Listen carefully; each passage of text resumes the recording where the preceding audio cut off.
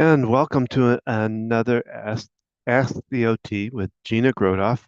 Gina has 30 plus years as an OT, occupational therapist, working in the senior population. And those 30 years have brought her to this place of now working on consulting and helping families individually uh, work through the situations with their loved ones. And I think we're Gina coming in here. There she is. Hello, can you hear me okay, Don? Yes, yes. Just doing a little bit of introduction here. Like I said, Gina's with her 30 plus years of doing occupational therapy with senior population, is now moving into a place of consulting and helping out individuals through all the different parts of that journey of transition and when you get into the senior years of life. So, And, if you hire me to consult for you, it gives me the opportunity to work one-on-one and do those things that the healthcare system doesn't really allow time for or space for, um, to get that extra special attention as far as answering questions about what things look like at rehab or assisted living versus skilled nursing versus independent living versus memory care, or understanding the differences and what that looks like practically for daily functioning, things like eating and going to the bathroom and walking or being able to move around in a wheelchair, getting in and out of bed, those daily activities that occupational therapy focuses on as far as promoting independence for people. So I'm outside today. Um, and I sat in our chairs, forgetting that it had rained, and they have cushions on them. So you can't see my rear end, but it's wet. thank you for sharing that. So um, we're going to do some grounding here. So if you can go out in the grass, it's very bright. I'm not going to take my shoes off right now, but you can take your shoes off. And I do this when I'm able to stand in the grass. Let's see where the lighting's not so bad. So grounding, kind of reconnecting with the earth, putting our feet on the ground and breathing. We'll do a slow, deep breath. Breathe in through your nose, hold it, and slowly breathe out through your mouth. And we can do that on the count of 4. So breathing in for 4. 1, 2, 3, 4. Hold it for 4. And slowly breathe out for 4.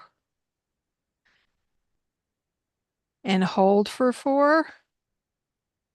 And then breathe in, 2, 3, 4, hold, and release. So it's important to center ourselves, to ground ourselves, um, because when we have all these different things going on, we're running here, we're running there, we're moving, we get into reaction mode and just jumping and doing without stopping to think before we act. And sometimes we have to do that when there's an emergency. We have to rise to the occasion, and our bodies are good at reacting and just jumping to handle the situation. Yet this leads to chronic stress, chronic burnout if we're in this mode all the time. So we have to stop and take care of ourselves. Yeah, that's very vitally important because I actually just worked with one of the patients I worked with, and she was she was in healthcare and was getting to that burnout place from giving too much and not really well. She talked about um, it felt selfish to take care of herself and to do things for herself, and of course, I brought up my usual, I believe there's two types of selfish. I call it the capital S selfish and the lowercase s selfish. And it's the lowercase selfish is the one where you do it to the detriment of others. The capital S selfish is the one that we're supposed to do for ourselves. We have to take care of ourselves. It's very important in We order to can't, take care of anybody else, you know. yeah, we can't take care of other people. And many of us are grown up and taught to put others first, take care of other people Hmm. first, put others before yourself, give rather than receive. Yet in order to do that effectively and without burning out, we do have to give to ourselves. We have to give ourselves time, um, energy. We have to take care of ourselves, take care of our bodies. And anybody who's caring for someone in any capacity, be it a child, parent, whoever, it takes extra energy to do that. And if all you're doing is caring for that other person, where does that leave you? Yeah. And I've seen it depleted. My grandmother literally collapsed with cancer right after my grandfather died. We didn't know she had any cancer, and all of a sudden she did. She had been providing care for him and my uncle, and she died within a month of my grandfather dying. And I've seen it with clients of mine. One spouse is caring for the other one, and I'm going to go inside because mosquitoes are getting to me. And that person passes, and now this person's got all these health issues. They got all their own stuff going on. We hold it together to do what we Hmm. need to do. And then when we have that breathing moment, our body does a sigh. And if we've been storing things inside, if we haven't been taking best care of our health, and then our body screams at us, take Yeah. care of me. Yeah. Literally will scream at us. Well, Um, and there's kind of an ironic part to, and you want to come in, you can come in. I'll there's an ironic part to it is that, the whole thing about a giver is they love to give, and it's a place that leads itself to where you aren't able to give, whether you're sick or you're gone or whatever. So it's kind of ironic. The whole idea of it is you love to give, but you get to a point with that if you don't balance it out, that you've given it all out and there's nothing left to give and you're not able to help people. And so it's vitally important. And we've learned that somewhat the hard way too of how, because we've had a lot of caregiving situations in our journey of life here. And we had to really we had to get to a point where we had to kind of stop ourselves and say, wait a minute, well, we've got to pay more attention to ourselves and to our and taking care of ourselves. Taking little moments to stopping and breathing. I was going into somewhere, can't remember if it was work, and I had someone difficult to deal with. And I said, before I'm going to go in there, I'm going to take some breaths. I'm going to tap. I'm going to use positive intelligence. And we've talked about this, and we have two podcasts that you can learn more about it. But I like to call it kind of a mini meditation, but you're just focusing. You're just taking a minute to focus. And the simplest way to do it is you put your two fingers together. And if you're on YouTube, you can see me. Otherwise, you're listening, just barely touch your finger and thumb just so you can feel the ridges. So you're not going to examine or try to figure out. You're just going to focus on that feeling of feeling the ridges on your finger. And doing that for even 10 seconds, it's like a reset button to kind of help shift your mind and out of all the stuff.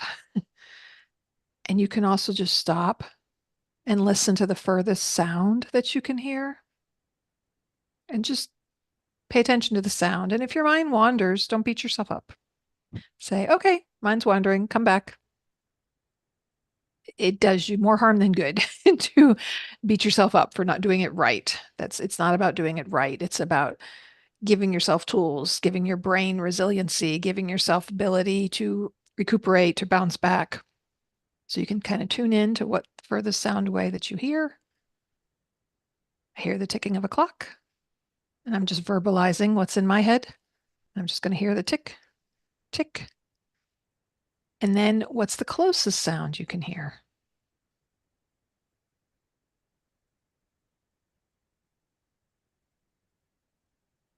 And if you haven't already, focus on the sound of your breathing.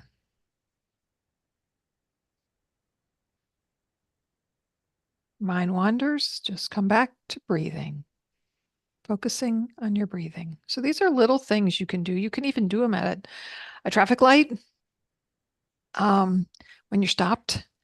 You can do it when you're waiting somewhere for things. You can start your day with something like this, mindful thought, tapping, meditation, stretches. Just before you open your phone, just stretch, stand, and reach up and stretch your body. Just even taking 30 seconds, 1 minute to focus and center. It can set you up for better success throughout the day. And then taking those moments, because life can be busy, right? We had to rejuggle our schedules because they needed me at work today. And so I had told my mom I'd go help my dad out this morning. So what happened, Don? You took Lexi to school. I went to sit with my dad through breakfast. Then I went over to work.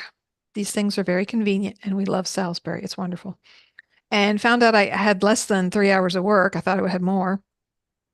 I saw two of the people. The third person was at an activity and then lunch. So I came home to do this. And then I'm going to go back there. And one of us picks Lexi up at 1.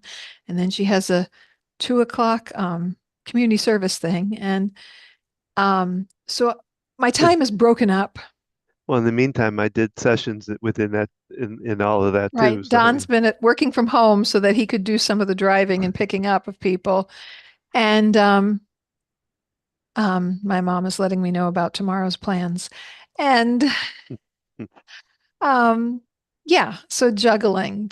So it's so important to find those moments. And I'm one for just disappearing with a game on my phone in those moments rather than taking the time being mindful. And things like that can be a nice little escape. I love the word puzzle games. New York Times crossword puzzle games has an app. No cost. You can do a daily puzzle. There's a bunch of different kinds.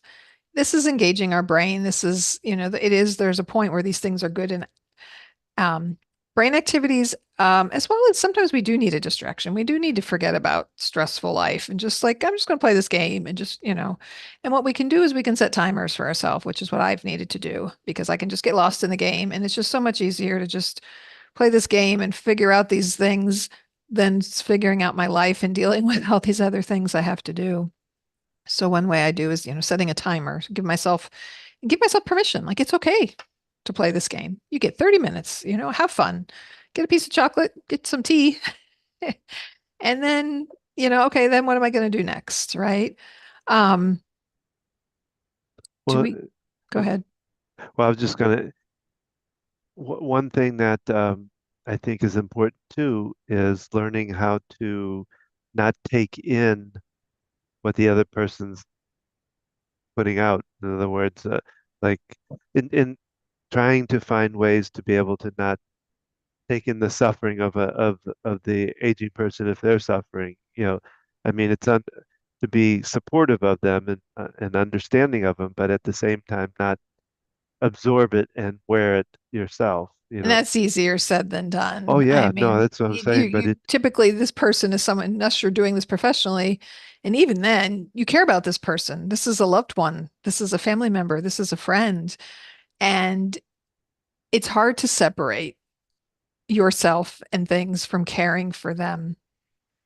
And it's so important to take that time. If you are caring for a person at home, there are facilities where you can take them to for respite. So they live there for a week or a month.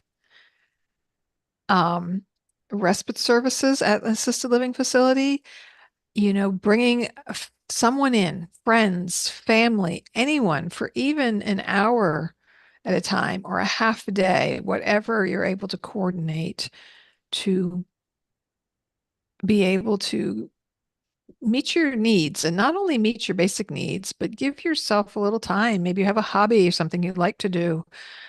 Maybe you can't engage in it while you're taking care of this person or while they're um, with you, but how can you incorporate that? How can you find a way for that in your life? And we also did lots of podcasts when we started our podcast, what, 2.5 years ago, Don, on self-care.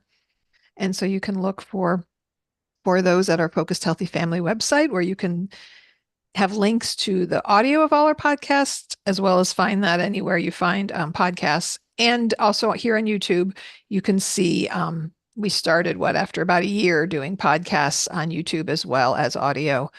So you can see other topics and things that we've talked about, people we've interviewed. You can see the other Ask the OTs with questions. We've had people call in or message in with questions they have concerning for caring for an aging loved one.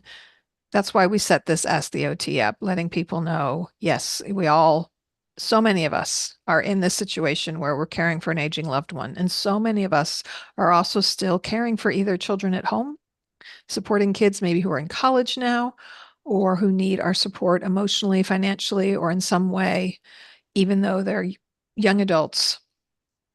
Or maybe we just have, a job, things that we're taking care of ourselves and as well as caring for somebody else. And I'm here to support you. We're here to support you, to provide you resources and information. And again, I'd love to consult with you, to work with you directly. I have done this kind of informally with many friends, and I've gained a lot of experience in caring for my dad and stepping in and helping out with finding a placement for him when staying at home was no longer the best option for him and my mom. And from my professional experience, and I'm learning new things all the time and looking for new resources and new people.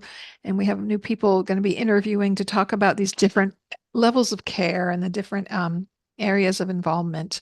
And for some people, self-care can look like petting a cat whenever we're talking on a podcast, or she Well, decides it's pet time.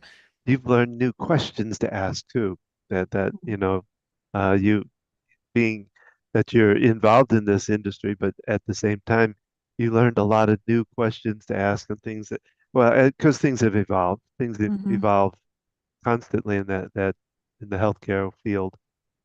So you have to always kind of be on top of and advocate for the patient or the person that you're caring for to make sure they're getting all the nuances that are coming about different laws and different rulings and Understanding stuff. it and knowing how to make, choices, who to discuss it with. Are you caring for a parent? Do you have siblings that you communicate and discuss things with? Or is there maybe one of your siblings is real involved and the others are not? There's a point where you have to decide if you're that primary person, who's helpful to you and who's not. And it's okay to turn people away if their involvement is making it harder for you That's true. That's rather true. than helping. And so taking charge of that and being specific and direct and saying, this is how you could help. If you'd like to do that, great. Otherwise, I'm busy doing these other things, and what you're want, your input, taking my time up to tell me these things, I do not have the time for that. Mhm. And setting boundaries is what I'm talking about, right? And Yeah, and understanding, I don't, a lot of people think, well, somebody lives far away that they can't help, um, or that they're busy in their life with work. They still can find ways to help. And because I know we've talked to people about for the main person who's caring, what they have to do is think about all the things that would help them, what they need, and then figure out who can fulfill those needs. Because even somebody long distance, like your brother's long distance, but he's done research for it. He's also helped, support financially, he's and helped my mom with, she got her identity hacked. This happens to so many seniors. We don't even know how. he's helped her with the banking things. He's can do that from a distance to be there to Mm. support her, to answer questions, to talk, as she's dealing with things like this. And sometimes you can get people, maybe they can't help the person you're caring for, or maybe they're unwilling or whatever. They can help you. Yeah. Maybe they can pick the kids up at school, or they can bring you meals. Or take care of the house or cut the grass or things like Yeah, that. there's Moral support right, too. thinking about all the things that you need to do as well. What support can you get? Can you afford a housekeeper so you don't have to think about cleaning the house when you're out running around and doing things? Um, can your kids chip in more than they're already doing? Maybe you're in a position where you could even pay them to do some extra jobs around the house and taking care of other things. Cat, stop eating the wires. Um, so it's getting creative, right? And Don, when are we doing another Ask the OT? Because the idea here is that you can come to us when we're doing this or send us questions ahead of time. We're happy to answer them anonymously if you prefer. And, anything related to caring for aging loved ones and kind of the whole juggling act of managing that. Maybe your issue isn't necessarily with your aging parent or whoever, but with a child or someone else in the picture. So looking at that whole, that's why we are focused healthy family, supporting the whole family in this process because it involves more than one person. It involves more than two people. I'm looking now, but it looks like the next one we have going is October 7th. And what And day of the week is that, Don? that is, wait a minute, my calendar. It is a Monday at 7, So 7 o'clock so Eastern Monday, Standard Time. October 7th, 7 p.m. Eastern Standard Time. We will be here on YouTube. You can join us via YouTube or Zoom. Don will let you know how that works. If you'd like to be on the call or you know other people who'd be interested in coming on, just participating, asking questions, or even just listening, share it with anyone you know who could use some support or help. They can come on here, they can meet us. Maybe I can answer some simple questions for them that will support them, and maybe they'll realize they have even more questions or dealing with things that they don't know what the questions are. A lot of times we don't even know what the questions are we need to ask, and would love to support you, whether you consult with me or you work with Don and I together. I'm just putting up our main site is focusedhealthyfamily.com, and I've also put up the YouTube channel address. Not that if you're here listening to it on YouTube, you've got it, but you can pass it along to others through that address I put up in the chat. Please join us Thursday. We release the podcast Thursday mornings. We do a weekly podcast covering everything from caring for our parents, our children, and ourselves. Yeah, this Thursday we talk about a lot of the capacity of the of Unexpected challenges yeah, and the barriers barriers to to better best care. care. And I kind of vent about a bunch of different challenges and things that I didn't expect would be a challenge. We assume certain things are going to go a certain way, and just finding out things that can affect someone's care and getting the best care that they need. And there's laws in place that were set up to protect people, but they don't always wind up doing that.